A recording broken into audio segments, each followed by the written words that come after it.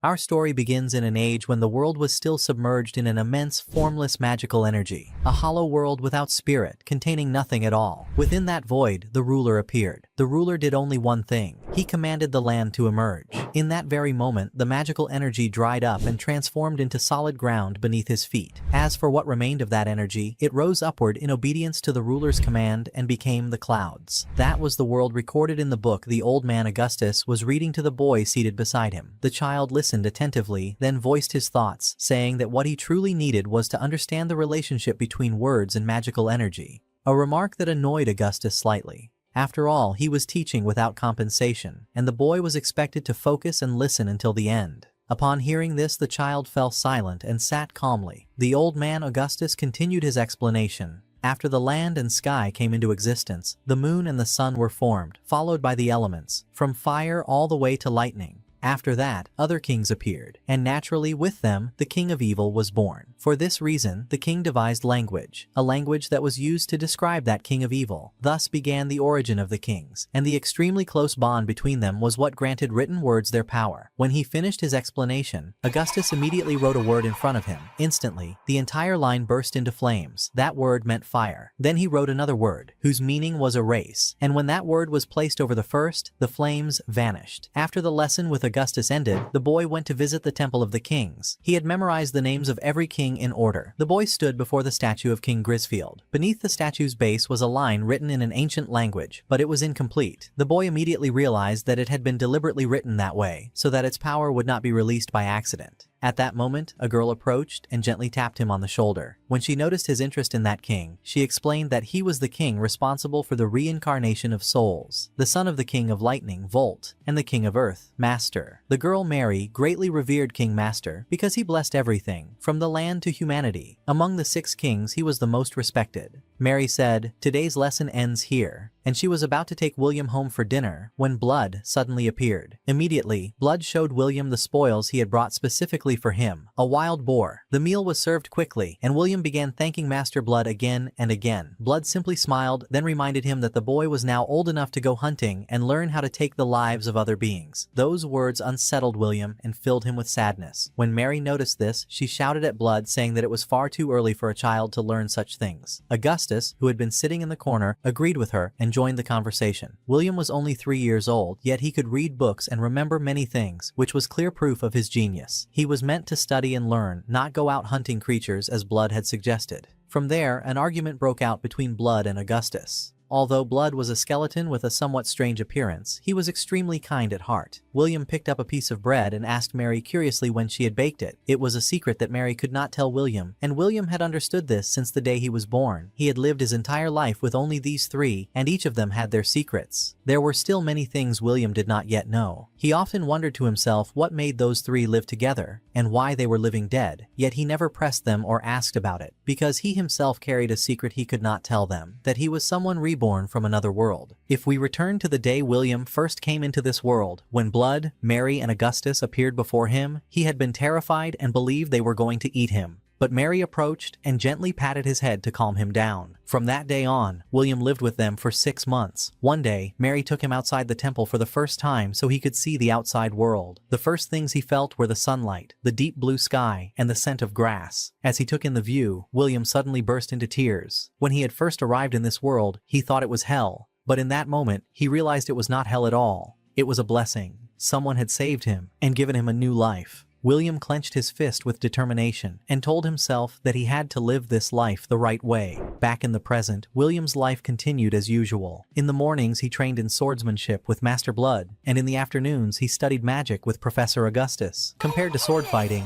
William showed far greater talent in magic. After Augustus explained a lesson just once, William could memorize it immediately and repeat it perfectly and smoothly. According to Augustus, magic was important, but there was something even more important: money. With money, one could obtain anything. Just thinking about it made Augustus's hands and feet tremble as he shouted that his greatest regret in life was never being able to grab gold, silver, and jewels and count them with his own hands. At night, William studied theory with Mary, learning about the types of monsters that fell under the rule of an immortal king. During those lessons, William learned that Mary, Blood, and Augustus were living dead, and that they had formed a pact with that king to remain in this world and fulfill their wishes. The next morning, William went hunting with Master Blood. holding a small bird in his hand. He struggled to kill it, then returned to Blood, complaining that he could not bear to do it at all. Seeing his condition, Blood was forced to explain. He said that he too disliked killing, but that it was something necessary for a warrior. In order to live, they had to set such feelings aside. After that, Blood encouraged William to continue hunting. That afternoon, William entered a training battle with Master Blood. To keep the fight fair, Blood allowed William to use magic. The battle began, and William kept his distance, firing numerous spells at Blood.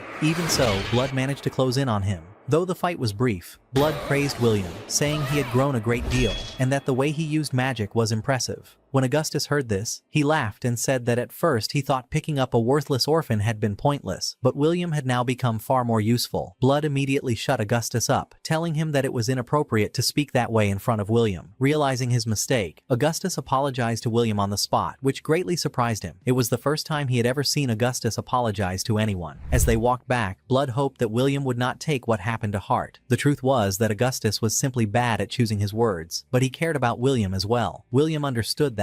Blood turned and patted William's head, telling him that he knew he had many questions, but the time was not right yet. He promised that when William's body grew and became strong enough to face the truth, he would tell him everything. Blood taught swordsmanship, and Augustus taught knowledge and learning, but Mary was the one who taught William the most. She taught him daily life skills, such as how to plant trees and similar tasks. One morning, while William was planting trees, Mary approached him and asked for his help in tending the plants, as it was time for her to go and pray to the Earth King Master. There was a daily period when Mary was not with William, during which she entered the prayer room, and William had been instructed not to enter at that time. William was curious, but just then, Master Blood appeared again and took hold of him to begin training.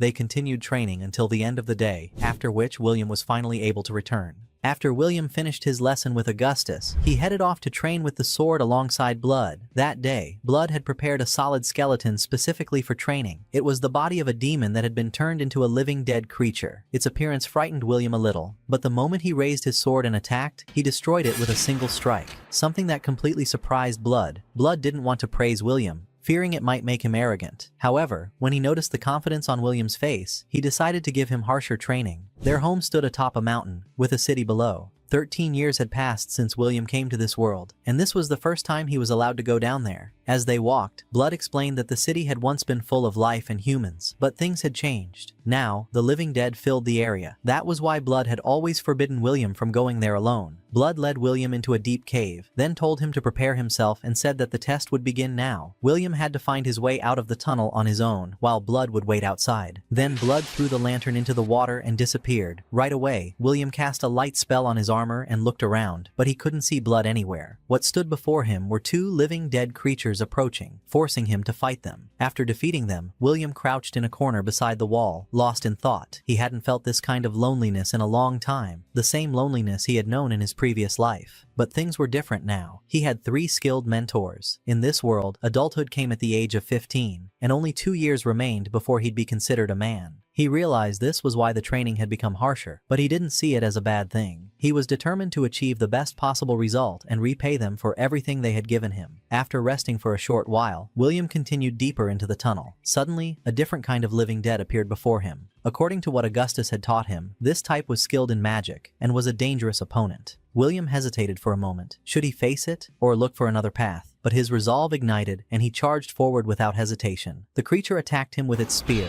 and from the very first strike, William realized that this enemy was nothing compared to Blood, and that he could defeat it. He dodged the attack with a leap, then delivered a straight strike to the living dead's head. His sword snapped in half during the blow, but the creature collapsed instantly. Anxiety began to creep into William's mind. He was now unarmed. How was he supposed to continue? At that moment, he noticed the spear his opponent had been carrying. He picked it up and saw a line engraved along its shaft. It was a weapon crafted by the dwarven race. Gripping the spear, William continued onward, carefully watching his surroundings. The place was ruined and abandoned, and it was clear that humans hadn't lived there for 10 to 20 years. He wondered to himself where that living dead had come from. Suddenly, a gust of wind blew from behind him. William turned around in shock and saw Augustus standing there. Thinking Augustus had come to take him back, William rushed toward him in relief to ask what was going on, but Augustus didn't say a word. Instead, he suddenly cast a spell and summoned a golem that attacked William immediately, leaving him completely stunned. When their eyes met, William's breathing grew rapid. Augustus was completely serious. William reacted instantly, driving the spear into the golem's heart, turning it back into ordinary stone. But Augustus's assault didn't stop.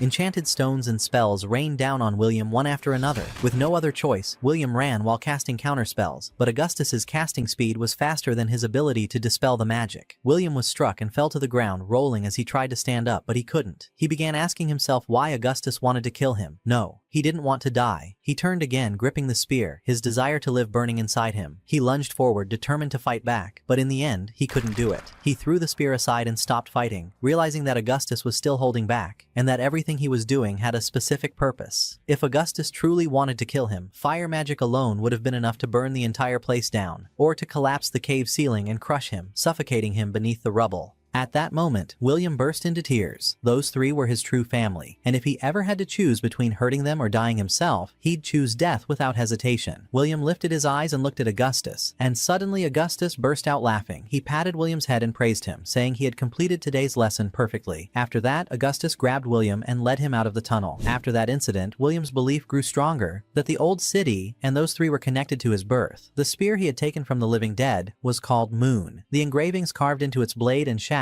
were magical spells. The blade made the spear glow, while the shaft allowed it to extend or shorten at will. William loved the weapon deeply, as it was the first magical weapon he had ever owned. From then on, Blood began taking William to ruins and ancient remains for further training. At the same time, Augustus's lessons gradually became fewer, which confused William. To make up for it, Augustus assigned him another practical task, going down into the underground tunnels to search for coins. At first, William thought Augustus was going to teach him something important, but he was shocked to discover that the coins they collected were being used for gambling. During that period, William hated the game, but Augustus and Blood kept joking around with him. Before he knew it, he joined in and played with them until Mary caught all of them and scolded them harshly. After she left, William sat down with Augustus. In recent years, Augustus had been spending most of his time watching the stars, as if he were simply passing time. On the day of William's coming-of-age ceremony, he was required to fight Blood in a duel. That was when Augustus made a strange request. He asked William to deliberately lose the fight without letting Blood know the truth. William rejected the request immediately, saying that this didn't sound like Augustus at all. Everything always had a reason. He explained that if he knew the reason, he might accept defeat, but Augustus only apologized, as there was something he couldn't tell him. After that, William went to the church to think things through. There, Mary and Blood appeared to hear his decision. When the coming-of-age ceremony arrived, William had to choose a king to worship. At first, William considered choosing one of the kings, followed by the three of them, but Mary stopped him. She told him that what mattered wasn't following their path, but choosing the king who resembled him the most. According to Mary, blessings came based on how much respect and devotion William held toward that king, and the greater the blessing, the greater the danger that came with it. William could become a great hero, or live a life filled with severe hardship. That was why Mary wanted him to think carefully before making his decision. That afternoon, William was training on the horizontal bar when Master Blood came looking for him. William thought he was about to receive new training, but instead, Blood invited him to drink together. Since William was still too young for alcohol, Blood mixed honey with water. William felt uneasy about Mary finding out, but Blood encouraged him, saying he was old enough to start getting used to it little by little. In the end, William agreed. After drinking, they became lightly drunk, and Blood immediately started a courage-testing game. The first challenge was to spy on Mary while she was changing her clothes. They sneaked up to her door, and Blood covered his eyes as he peeked inside, but William couldn't accept the idea. He suddenly rushed into the room, startling Mary, who instantly slapped him. The next morning, William woke up early, with the mark of a handprint still on his face. As he grew older, his instincts had begun to awaken, especially after what he had seen. He ran to the well to wash his clothes, and when Blood found out, he burst into laughter and started teasing him. After finishing the laundry, William returned to continue his sword training. His coming-of-age ceremony was close, and once his duel with Blood ended, it would be time for him to leave the temple. William kept thinking about Augustus's request, unsure whether he could really help him or not. At that moment, Mary came to William carrying a new suit of armor to give him. As she helped him put it on, she asked curiously which king he had chosen. William smiled at her and told her that he'd already made his decision and that he would win today's duel. After William put on the armor, it was time for him to head to the dueling field with Blood. Before they began, Blood explained the rules once again. They were simple. The fight would continue until one side could no longer go on. William put on his helmet and took a defensive stance. The duel began, and Blood rushed in relentlessly, forcing William to crouch and defend non-stop. Blood's attacks were violent, like a raging storm. William realized that a single blow could decide the match. He jumped back and threw a dagger at Blood, trying to use the moment to close the distance. But the attempt failed. Faced with the sheer force of Blood's assault, William realized that a direct confrontation was pointless. There was only one option left. He changed his tactic and charged straight into Blood's attack. Using his shield, he skillfully blocked the strike, then used Blood's sword as a foothold to leap over him and slam him to the ground. Just as William prepared to deliver the finishing blow, Blood grabbed him by the neck and threw him away. Even in that dire situation, William tried to attack again. Blood's sword was close to his throat, but William looked closely and realized he had struck Blood. When he focused his gaze, he saw his own sword piercing through Blood's ribs. Realizing he had no other chance, William accepted defeat. At that moment, Mary ran forward and shouted at Blood, insisting that using that technique was forbidden. Blood ignored her and didn't admit anything, so Mary explained it to William instead. The technique Blood had used dated back to his days in life. He would trap his opponent's sword between his ribs and then counterattack. It was an extremely dangerous technique, which was why Mary had banned it. After the battle ended, William sat with them. Everything they could teach him had come to an end. Now it was time for him to step out into the world on his own. William smiled gratefully and called them his mother and father, which shocked both Blood and Mary. Blood then laughed and said he had nothing to give William except this sword. He drew it and handed it to him, saying it would serve as proof of his coming of age. William grasped the sword and drew it to examine it as Blood began explaining. The sword's name was Past Eater. It was a magical blade considered one of the most powerful weapons because the symbols engraved on it were extremely complex. Blood briefly explained that the sword returned energy to its wielder after every strike, and the longer the battle lasted, the greater the sword's advantage became. However, Blood warned him not to rely on it too much. The more one depended on it, the weaker the user's own strength became. That was why it was known as a demonic sword. Once the sword was handed over, William's coming-of-age ceremony came to an end, and it was time to learn the truth. With Mary's consent,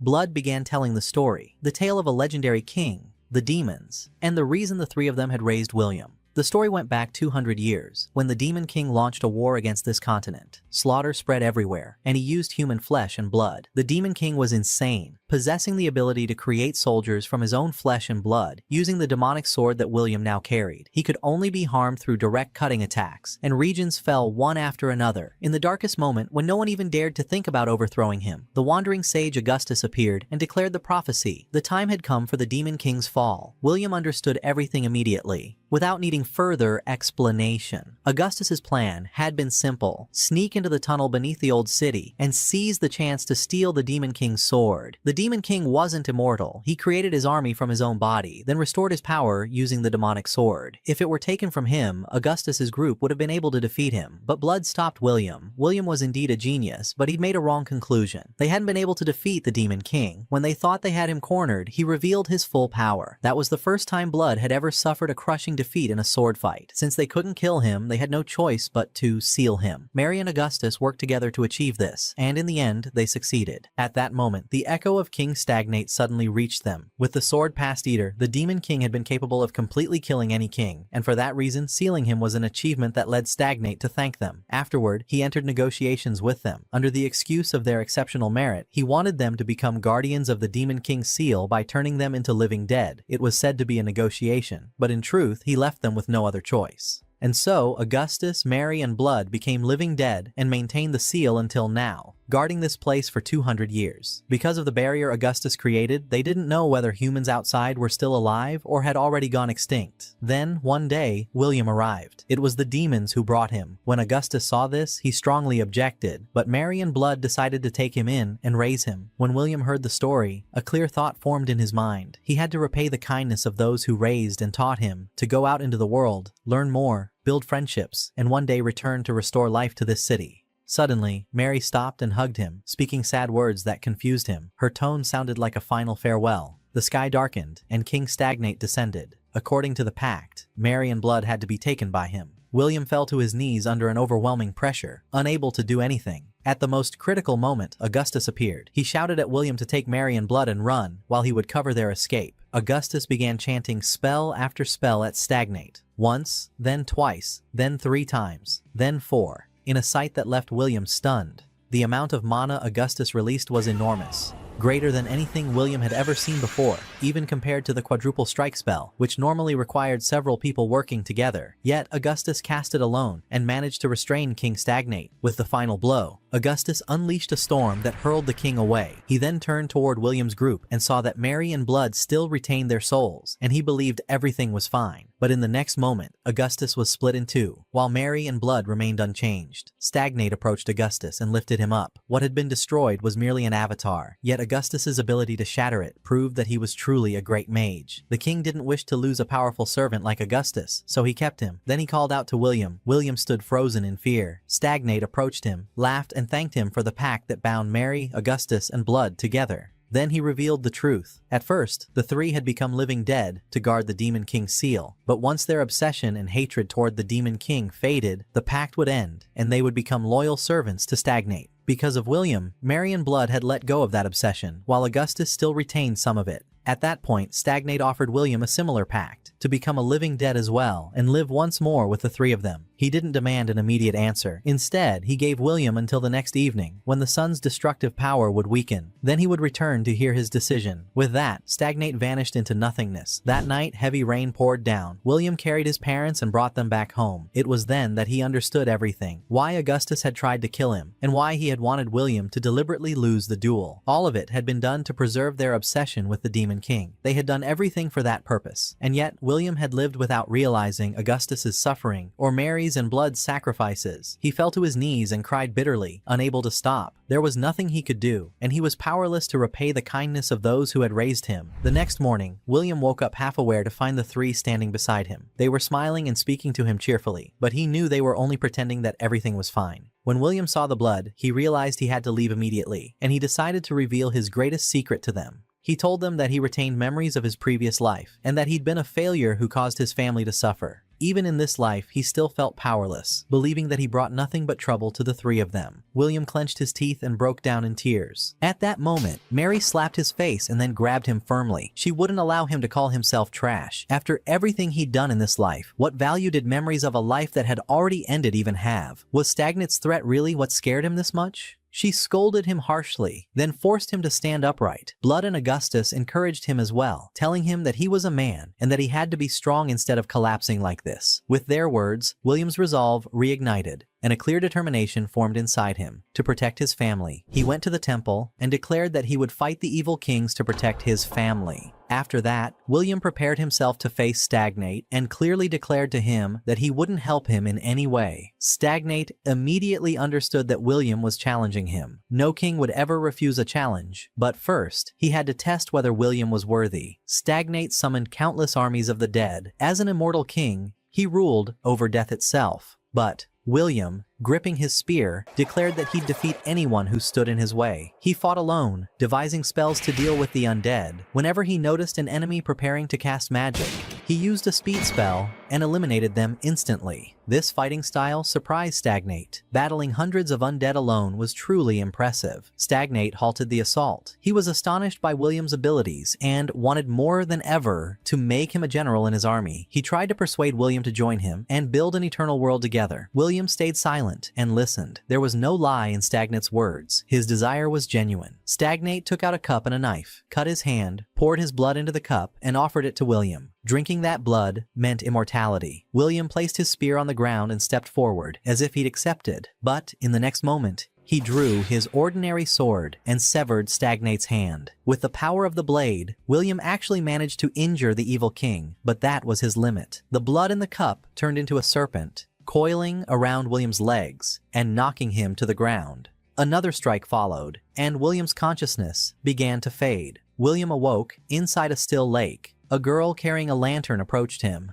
At first, his mind was hazy. Then he remembered. She was the King of Light, the queen who had once sent him to this world. She came closer and asked him curiously why he'd refused Stagnate's offer. William answered her honestly. In his previous life, he'd been a failure with no purpose, which was no different from being dead. Since coming to this world, he'd decided to live carefully and to die the right way. Immortality like Stagnate's would only mean returning to the person he used to be. He wanted to live a real life, with the three people he considered his family, and to die alongside them. That was why he'd rejected the evil king's offer. William's honesty and resolve led the King of Light Grisfield, to acknowledge him. She reached out, helped him to his feet, and declared that she would be his guide from now on, supporting him as long as he stayed true to his words. William regained consciousness at once and took a defensive stance amid Stagnate's mocking laughter. He brought his hands together in the ritual of the King of Light, which took Stagnate by surprise. The blessing technique ignited William's body in flames. It was the same sacred fire that Mary had endured with him during the bread ritual. After growing accustomed to it, the flames no longer harmed him. Having received Grisfield's blessing, William stood firm and declared that he would spend his life wielding the demonic sword, eradicating evil to protect the world. The first proof of his oath would be this evil king. Hearing this, Stagnate exploded with rage. William's blessing from Grisfield rendered him worthless in Stagnate's eyes. He ordered the army of the dead to attack. With a single strike, William annihilated the undead, causing Stagnate to pale. The flame technique had transformed into a means of granting death its rest, the complete opposite of Stagnate's power. When the army vanished, Stagnate was left alone. William used acceleration and rushed at him. After a powerful blow, Stagnate disappeared from sight. William stayed alert, watching his surroundings for a surprise attack. Grisfield appeared and gently tapped his shoulder as a warning. William refocused and realized he'd moved far from the temple. He activated acceleration and sprinted at full speed. Stagnate's true target had always been Mary's and Blood's lives, not his own. Protecting them now mattered more than chasing Stagnate. As an immortal king, Stagnate understood that the King of Light's blessing allowed William to return Mary and Blood to the cycle of reincarnation, so he deliberately misled William and headed toward the temple. William rushed inside and saw Augustus suspended, with Stagnate standing before Mary and Blood. William ran with all his strength, but he knew it was too late. Even with borrowed power, he couldn't save them. Just as Stagnate's hand reached for them, a brilliant light flashed and forced it back. Master manifested temporarily and saved Mary and Blood. She smiled at Mary, then vanished. Mary stood there in tears, and William understood what had happened. From the very beginning, Master hadn't blamed Mary, nor had she withdrawn her blessing. Instead, she appeared at the most dangerous moment to protect her. Thanks to her intervention, which halted Stagnate for a brief instant, William gained his chance. Using the demonic sword and Grisfield's blessing,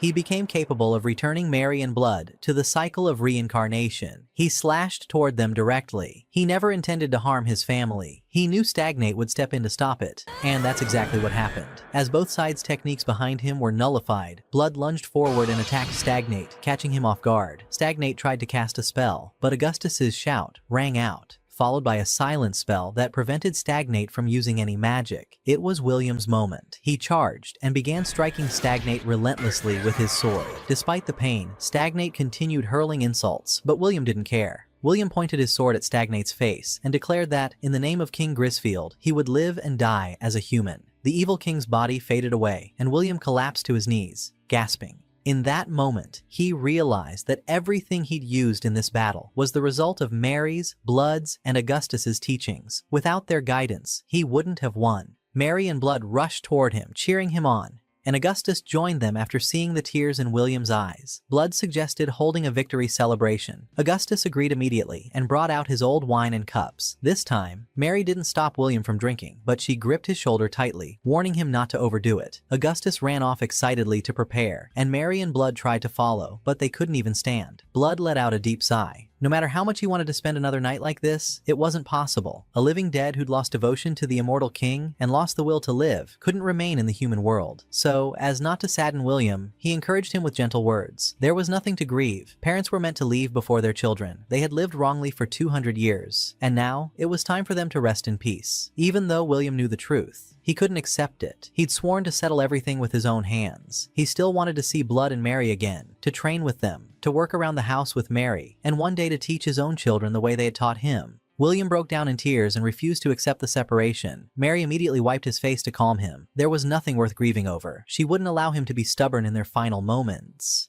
They didn't want to leave him drowning in pain. After that, they gave him their final words as parents. William listened as tears streamed down his face, swearing that he'd carry their words with him throughout his life, and that they'd be his light at the end of the road. Then Augustus brought out the wine. It was the first time the four of them drank together, and also the last. Just one cup, yet it was heavy and painful. Everything ended when the Queen of Light Grisfield appeared and led Mary's and Blood's souls away. The next morning, William built a grave for them. Standing before it, he brought his hands together and vowed that this farewell was only temporary. Whether they were present or not, this place was his home, and when he someday made friends and a family, he'd return here with them. Augustus appeared behind him. William took the chance to joke, and Augustus tossed him a bag of money. It was treasure he'd gathered over 200 years. Money that isn't used has no value, and he wanted to see it spent for good. Then, he revealed another truth. The night before, he'd negotiated with Grisfield. The Demon King's seal required a guardian, so Augustus had been allowed to remain for 10 more years before entering the cycle of reincarnation. As for Grisfield, intervening in Augustus's life and death had cost her a large portion of her power. From now on, her faith and growth would depend entirely on William. William packed his belongings and prepared to depart. Before he left, Augustus stopped him. To live in the outside world, he needed a full name. Mary and Blood had given him his first name, but the family name was Augustus's right. According to human tradition, children carried their father's name.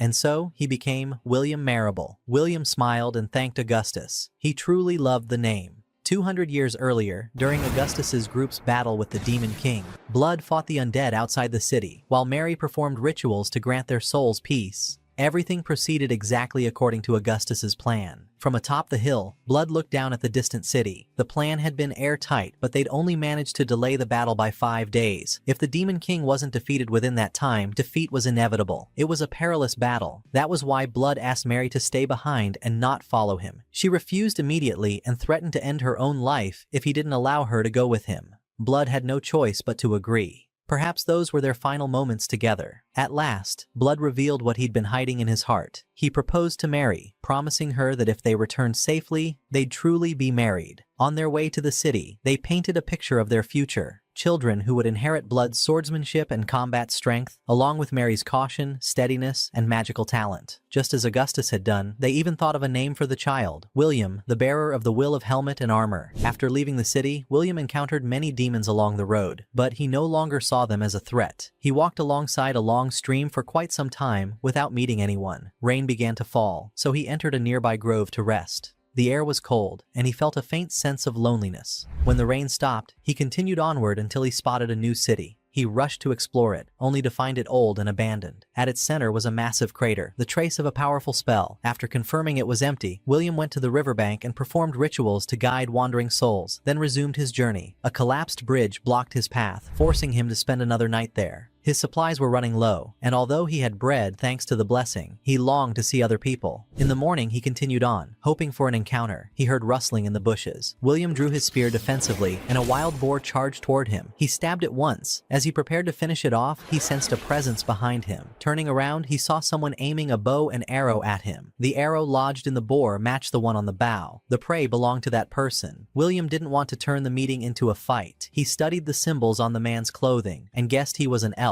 So he spoke to him in their language. The man lowered his bow and explained that the boar was his prey. William nearly apologized out of old habit, but caught himself. He smiled and explained that since he'd finished the hunt, he deserved a share of the meat. The man agreed, and they divided the boar fairly. The organs had to be eaten immediately, so they lit a fire outside. When the man went to gather firewood, William ignited the fire with magic, careful not to reveal himself. Before eating, William performed a blessing ritual, prompting the man to joke about his strange devotion. Before parting ways, William asked for directions. The man explained that the area was the Forest of Beasts, the last boundary of human lands, and guessed that William was an explorer. William agreed briefly. The man pointed out a path along the river. After 2 days, it would lead to a small village. William asked for permission to visit it, but the man grew tense and refused outright. William continued on his way. He called out a name, and the man replied formally, Meneldor. William set up his tent near the stream, thinking for a long time about that long-lived elf. Despite the man's caution, William felt satisfied with his first encounter. He fell asleep. He awoke to a prophecy from Grisfield. Meneldor's village was on the brink of war. William moved at once. Using tracking magic, he reached the area quickly. It seemed the attack hadn't begun yet. 2 soldiers were on patrol. He rushed forward to introduce himself, then sensed danger. He leaped and raised his shield, deflecting an arrow aimed at the soldiers. He was shocked to see that the arrow matched Meneldor's own. He understood the truth. Meneldor wasn't the victim. He was the aggressor. From above the rooftop, rooftops. Meneldor drew his bow and fired an arrow at William, who continued protecting the two soldiers. The moment the alarm was raised, the attacking group withdrew. William didn't let them escape. He increased his speed and chased after them, cutting off Meneldor's path. When Meneldor confronted William, he used magic to trigger an earthquake beneath his feet. William answered with a powerful stomp, canceling the spell outright, something that shocked Meneldor. Meneldor pressed the attack with fire magic, but William cut it down with a single sword strike. Sweat broke out across Meneldor's face. It was too late to run. William charged forward and drove his spear into Meneldor's abdomen, knocking him unconscious, then skillfully bound the group using binding techniques. After that, the soldier William had saved approached him, thanked him, and introduced himself as John, then explained what was happening here. This region was the forest of beasts beneath the fertile kingdom, a lawless land the kingdom had neglected. Then the attacking group led by Meneldor appeared. John recognized him immediately, as he was a well-known hunter from a nearby village. They'd been living in peace and couldn't understand why the sudden attack had happened. Village elder Tom appeared, thanked William, calmed the people down, and decided to interrogate the attackers before passing judgment. It turned out that Meneldor's village had been attacked by demons, homes destroyed and supplies exhausted. That was why Meneldor proposed the attack, took full responsibility, and asked for mercy for his companions. But theft couldn't be overlooked. Despite Tom's sympathy, he was forced to issue a sentence of hanging. William stood silently, watching. Without guidance, they'd returned to stealing, and the judgment was reasonable. William remembered what Mary had taught him about mercy, and what blood had taught him about moving forward without fear. So he intervened. He asked for a pardon in exchange for compensation. Pointing to Meneldor, he explained that his family had also suffered at the hands of demons, and that he'd sworn to fight them. Then he took out a bag of money, enough to ransom the group and employ the villagers. With William's help, the survivors were relocated to the village, and Meneldor was hired to fight demons alongside William. Meneldor wasn't eager, but he needed the money, so he agreed. The two of them entered the forest together. Meneldor asked about the plan. William answered calmly, "There isn't one. Time's up. We move straight in." They traveled through the forest, and thanks to Meneldor's experience, they found a safe place to spend the night. During dinner, Meneldor reminded William that he'd agreed only to guide him, not to fight. William smiled and said that was enough. Meneldor went to sleep, remaining distant despite William's attempts at conversation.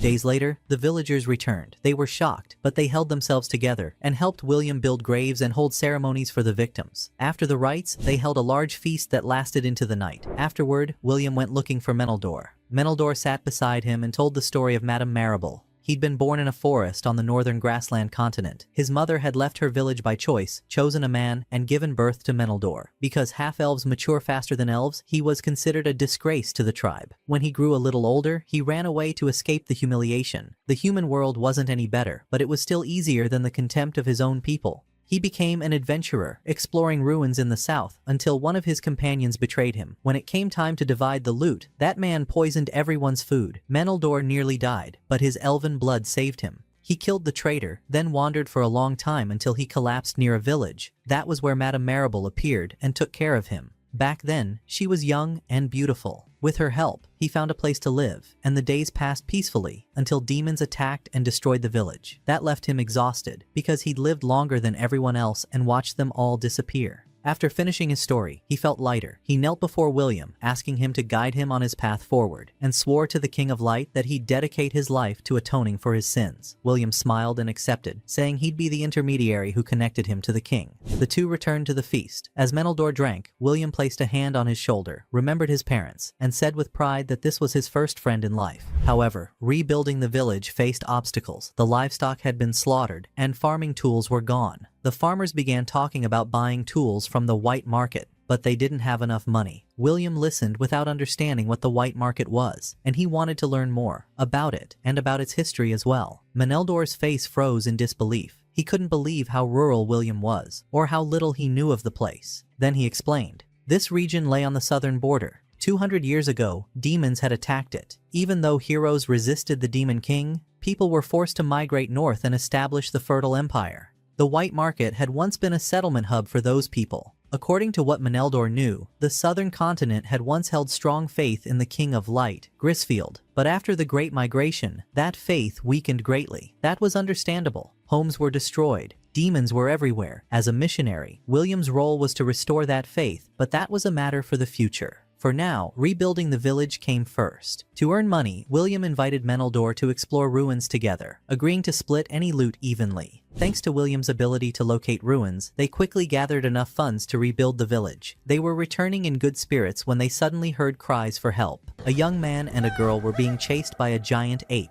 To stop the ape from stealing the young man's belongings, the girl threw a stone to distract it. The ape turned in rage and charged at her. At that moment, William stepped forward and raised his shield in front of her. Blood had once taught him that running or retreating from wild beasts would inevitably lead to defeat. William stood his ground and stared straight into the ape's eyes. The ape met his gaze, and after a few moments, it backed off and left. William let out a sigh of relief. He'd avoided an unnecessary fight, then turned to check on the girl. At that moment, her eyes sparkled. Just seeing William stand firm before the giant ape convinced her that he was a true adventurer. She happily introduced herself, as did the man with her. She was a traveling singer, while the man was Antonio, a traveling merchant whose guild had gone bankrupt. William introduced himself with a smile and told them he was a messenger, serving the King of Light, Grisfield. That confession only heightened the girl's excitement. Although the southern continent had once been a land of worship, she'd never seen a messenger like him before. Meneldor stepped in and asked Antonio why they were alone in this forest. Antonio explained that they were heading to the White Market City and had hired guards to cross the Forest of Beasts, but the guards fled the moment they saw the monsters, leaving them in this situation. Meneldor burst out laughing, then turned to William and said lightly that this was a business matter and there was no need to interfere. After that, Meneldor offered to escort Antonio to the White Market in exchange for a simple favor, buying livestock and horses from the city. Antonio agreed immediately. With the decision made, the group set off, Meneldor leading them toward the first of the towns along the way. The singer, B, was overflowing with enthusiasm.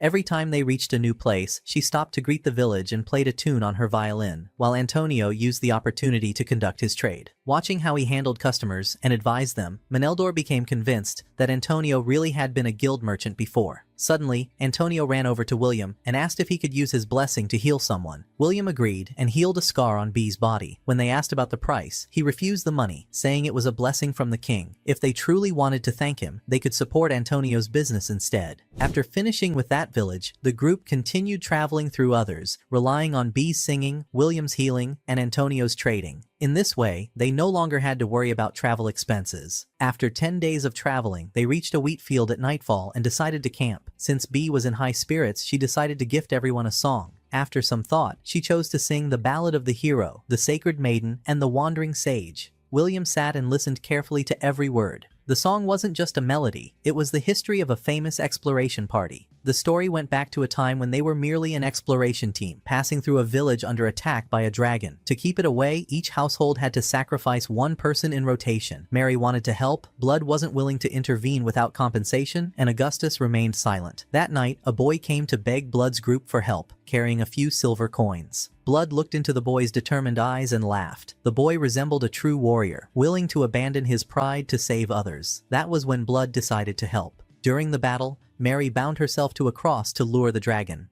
When it lunged at her, Augustus restrained it with binding magic. Mary freed herself and returned to his side, and in that moment, Blood charged forward and severed the dragon's neck. After the fight, Mary returned the money to the boy and his sister so they wouldn't be burdened by guilt, while Augustus fabricated a story that the money had been a high-interest loan given so they could start a better life, and that he'd collect it later once they made a name for themselves. The song ended there, and B added a few final notes. That boy later became known as Count Dagger of the Fertile Kingdom, and the girl was his elven wife. Though Dagger had long since passed away, his wife, true to elven nature, was still alive, waiting for the day the sage would return to repay the debt of gratitude. That was the complete tale behind the heroic song of the three heroes. William was deeply moved, his eyes filling with tears. He was happy that the outside world still remembered those he considered his family. The next morning, while William was training, Antonio came to him. The moment he saw the spear William carried, he knew it was a masterpiece. He had one question he wanted to ask. "What's your wish?" As a merchant who dealt with nobles and slaves alike, Antonio understood people well. But William was different. Brave, strong, and not greedy for money. Unlike many nobles, he was exactly like the legendary image of a holy knight Antonio had heard about. That was why Antonio decided to ask William directly. Faced with the question, William answered with confidence. He said that he'd once had a small, warm family, but he lost them shortly before coming of age. After that, he received the king's blessing. His journey into the outside world wasn't driven by ambition or profit, but by a desire to repay those who'd raised him, and to return the king's grace. More than that, he hoped to form friendships, to find genuine companionship. After hearing his answer, Antonio smiled and decided to accompany William from that point on. After breakfast, they continued their journey. Along the way, Antonio entertained them with many interesting and engaging stories. The royal capital was currently going through a transition of power. Since the current successor, Prince Owen, lacked any remarkable ability, the governors had objected and begun migrating south. His younger brother, Prince Ethel, had instead been sent to the city of White Sails. Compared to his brother, Prince Ethel was an outstanding ruler, and thanks to him, the city had flourished and developed at an astonishing pace. As William watched in admiration, B suddenly ran up, grabbed his sleeve, and showed him the city from above as it grew and changed. In that moment, William imagined Blood, Mary, and Augustus struggling to reach an age like this, and something stirred deep within his heart. The group entered White Sails together. William noticed the absence of checkpoints at the city gate, which piqued his curiosity. Antonio explained that this was Prince Ethel's policy. Since most supplies reached the city by ship, enforcing inspections at the gates would have turned the city into a smuggling hub. Instead, the prince imposed taxes on trading ships and merchants within the city, allowing goods to circulate with great efficiency. B wasn't interested in politics at all, and since this was William's first visit to a large city, she thought it best for him to enjoy himself first. She took his hand and led him through the bustling shopping districts filled with precious jewelry and luxury goods. Surprise followed surprise, and William's excitement kept growing. William stopped beside a pillar along the road, not understanding what it was, so B had to explain it to him. It was a street lantern, lit at night by apprentices of the sages to illuminate the city. Antonio, as always, thought in terms of profit. These lanterns generated good income for both the sages and the city. The moment B heard that, she understood what Antonio was getting at. The largest public bath in White Sails. William's eyes widened with excitement. A public bath. He had to try it. The group headed there, and William was surprised to find the water as clear as a mountain stream. It wasn't just a bath, the place also had a sauna. After the bath, B took them to a nearby restaurant. Every dish William tasted elevated his palate to a completely new level. This was the first time he'd eaten food of such quality since leaving the temple. He realized that this was the taste of the era, the taste of progress. After finishing the meal, William felt the need to visit the church first. B and Antonio waited outside while he went in. The place felt more like a tourist landmark, spacious and beautiful, like a work of art. William approached one of the men to ask for directions. When the man learned that William was a messenger serving the King of Light, Grisfield, he looked unsettled. That queen wasn't widely worshipped, so he decided to verify William's identity first. William agreed calmly, understanding that the lack of public knowledge about his king was natural and even necessary. Although the matter could have been settled quickly, there were no qualified inspectors available at the time, which meant he had to wait. At that moment, a middle-aged man stepped forward and spat in front of the guide. William introduced himself immediately. The man was Bagley, the official in charge of the church. William tried to use a blessing to prove his identity, but Bagley scolded him sharply.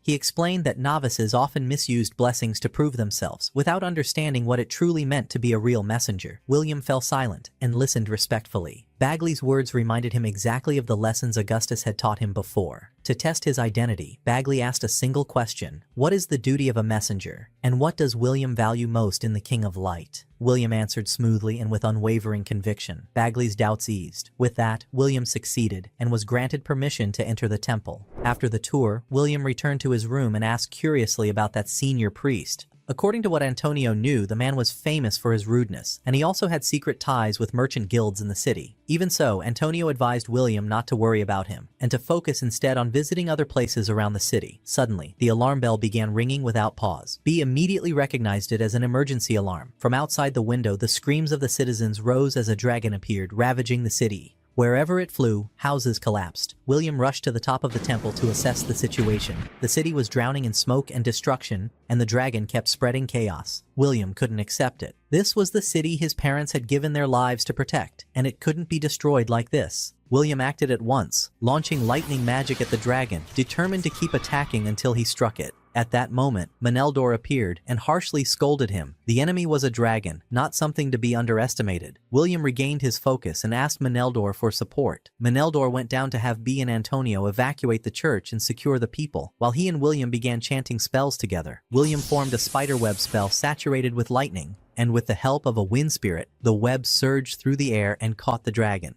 The web couldn't restrain it for long, but it was enough to draw its attention. Enraged, the dragon charged straight toward William's position. William clasped his hands and raised a protective barrier around the church, but the dragon's violent strike shattered it instantly. At that moment, Meneldor cast a powerful wind spell that blasted the dragon away, sending it crashing into the square in front of the church. An opening appeared. William added a binding spell, then used acceleration and rushed forward at tremendous speed, driving his spear into the dragon's chest. But it wasn't enough. The thrust wasn't fatal, and the dragon was about to unleash its flames on the crowded area. William hesitated for a split second, then remembered Blood's lesson. He surged forward, grabbed the dragon by the neck, and squeezed with all his strength. If you don't know what to do, use your body. He kept tightening his grip until the dragon's breath stopped, then released its body. The moment the dragon fell, Antonio rushed over and grabbed William's hand, thanking him for saving the city. B played a victory tune, and applause erupted from the people around them. After that, William and Meneldor continued helping the citizens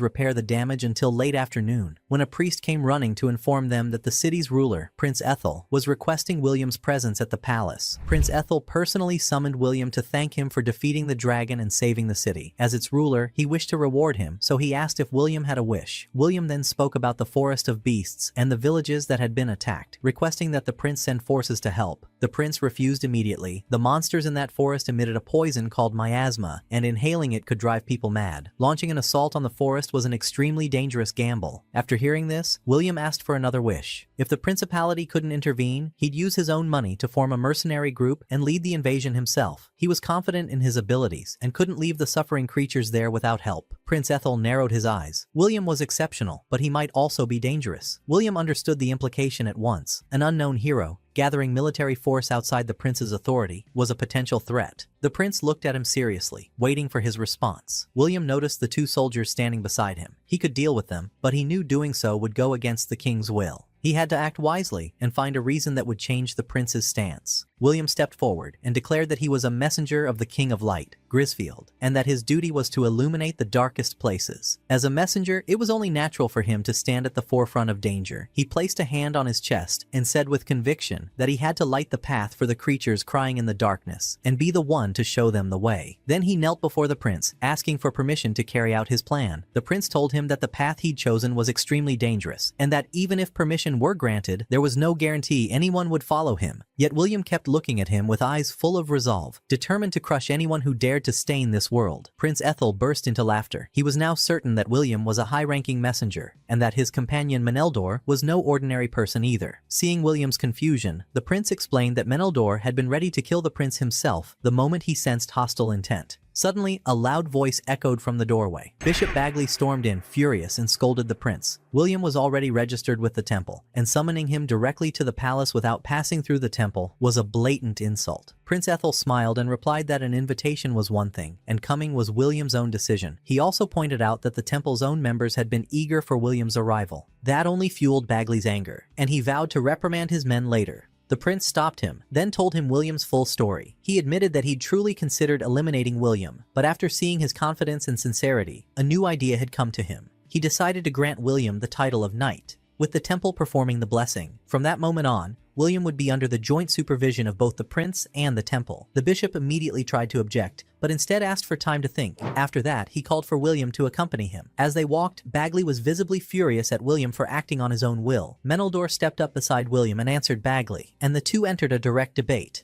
While they spoke, William approached the girl who was with them. It turned out she was Bagley's daughter. She told him about the past, and about the good deeds her father had done for this city. After hearing her out, William's view of Bagley changed. Despite his harsh exterior, Bagley was someone who'd given a great deal to the community, and he had loyal followers who trusted him. William called out to Bagley and thanked him for helping during the conversation with the prince. Bagley looked at him, then narrowed his eyes and criticized him, saying he still needed to think carefully about the prince's offer. He ordered William to return to the temple before the evening mass. William attended the service with a distracted mind, and Bagley scolded him harshly. After that, he was forced to explain once more. The Holy Scriptures had been revised 200 years ago, and if William was using older versions, it meant he'd learned from a priest who'd lived for a very long time. Bagley asked his daughter to lend William a copy of the book so he could study it at home. William went to the church and waited for the archbishop. From the way Bagley performed the rituals, William was certain he was a truly seasoned man. Aside from his mother Mary, he'd never seen anyone carry out rituals with such precision. William asked Bagley out of curiosity why he didn't perform blessing rituals openly before the people. Bagley grew slightly irritated and asked in return what William thought a blessing really was, and why a king would bless a specific individual. It wasn't because they were strong or special, but because the king had a purpose to carry out through that person. For blessed followers, every blessing ritual required deep thought. It wasn't something to be performed carelessly, the way trainees did. That difference was what elevated the king's authority. William memorized every word. Despite his roughness, Bagley was a true messenger. After that, Bagley advised William that someone as immature as him couldn't bear the responsibility of a holy night at present. He wanted to help William refuse Prince Ethel's offer, but William declined. The next day, William and Meneldor went to a restaurant. The night before, Meneldor had discussed with William the need to avoid fighting demons without purpose, and to focus instead on those who valued reputation and proper reward. William quickly selected a group of people and invited them to explore the Forest of Beasts with him. But once they learned the reward and the level of danger, they mocked him and refused. At that moment, a long-haired man stepped in and chased them away, clearly displeased. William looked at him and recalled what his father had taught him. One could judge the number of battles a man had fought simply by looking at his hands. It was obvious this man was highly experienced, and that his goals differed from those who chased only money. William approached, greeted him and his team, and clearly explained the objective of the expedition: a direct assault on the demon leader's base within the Forest of Beasts. Everyone understood how dangerous the mission was, but when they saw the confidence in William's eyes, they agreed to join, on the condition that food, shelter, and fair pay were provided. The day of William's knighthood ceremony drew closer, and he had to learn more about proper conduct. Antonio was trying to calculate the cost of buying horses for the expedition team, but the large number overwhelmed him. William stepped forward and suggested buying sick horses instead, assuring them that he'd heal every single one. When Bee learned that William would be working with Raystoff on the expedition, she was delighted and wanted to help by gathering additional information. It turned out she already knew Raystoff. He was a well-known hero in the city, someone who took on jobs everyone else refused. He accepted them all, yet never sought fame. That only increased her curiosity, but she'd never once succeeded in getting him to open up about himself. At last, the day of the ceremony arrived. The deputy bishop and Prince Ethel personally attended the knighting ritual. From that moment on, William was officially recognized as a holy knight. That evening, while Meneldor sat in his corner drinking wine, William thanked the deputy bishop for organizing the ceremony. Though he regretted Bagley's absence, an enthusiastic young man suddenly rushed over and grabbed William's hand, inviting him to join an arm wrestling contest. He also invited Meneldor and Antonio. William watched the scene with a genuine smile. He'd finally succeeded in spreading the idea and mission entrusted to him by Grisfield among the people of the city. With great enthusiasm, William's team and the veteran explorers began their work, launching attacks against the monsters in the Forest of Beasts. After clearing several areas, the team started delivering essential supplies to nearby villages. As the supplies arrived, the farmers' work gradually improved. There might be losses at first, but profit would surely come in time. Antonio managed the finances with precision and handled the movement of the main capital for William's team. William left that entire side to him. His own role was to lead the explorers and remain committed to serving the church. In response to William's request, despite their young age, these messengers were highly skilled in rituals and proved to be a great help to William. Raystoff's team also returned, but their mission was slightly different. The moment reports came in about monsters moving near villages, Raystoff's group set out to hunt them down. William looked over the monster corpses they brought back, and noticed that each one had been killed with a single sword strike. That was when he realized the title Piercer, given to Raystoff, wasn't an exaggeration. Within the Forest of Beasts, many scattered villages existed, unable to communicate with one another, burdened by old conflicts between them. This was where Bee's role shone. Her singing eased tensions between villages, bringing them together around the same table to share wine. This was exactly what William aimed to achieve in the Forest of Beasts, and over time, the change became clearly visible. Thanks to their efforts in driving out the monsters, the region gradually became safe. Merchants began to arrive, and the area grew lively once more. Seeing this, William finally understood what Augustus had meant. The ability to trade and earn money was no less important than magic itself. As summer approached, William was sitting in his tent cleaning his spear when Raystoff came to report that Bep's group had gone missing. They were supposed to return within 10 days, but they were already 2 days late. William immediately realized they'd likely encountered monsters. Raystoff had considered the same possibility, yet he found it strange. Bep's group was highly competent. What kind of monster could have overwhelmed them? William decided to move out and investigate. And of course, Meneldor went with him. William asked Raystoff to bring along several additional members and the group set off together. After a short distance, Meneldor suddenly thanked William for everything he'd done for him. Without William, he would have fallen into a deep abyss. William laughed and thanked him in return for helping someone who knew nothing about this world. The group continued their search, When they reached a nearby mountain, they found Bep's group's bodies, already being picked at by crows. They dug a grave nearby to lay them to rest in peace. At that moment, Meneldor noticed a massive footprint near the corpses, larger than any monster they'd encountered before. If Bep's group had faced such a creature, it was only natural they couldn't survive. Still, they'd fought bravely. William performed rituals for their souls, while Raystoff narrowed his eyes, reassessed the situation, and reminded William that one member of the group was still missing.